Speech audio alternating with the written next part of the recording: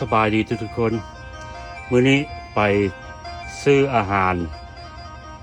กักตุนไว้กับมาแมนเนาะอันนี้มันข้าวเหนียวข้าวกล้องข้าวกล้องอะนะข้าวกล้องถึงมันบ่หวานหลายกินเพื่อสุขภาพเนาะแล้วก็ข้าวเจ้าข้าวเหนียวปนกันแล้วก็มีหลายแนวทั้งเส้นเฟอเส้นร่อนเครื่องปรุงเครื่องอย่าง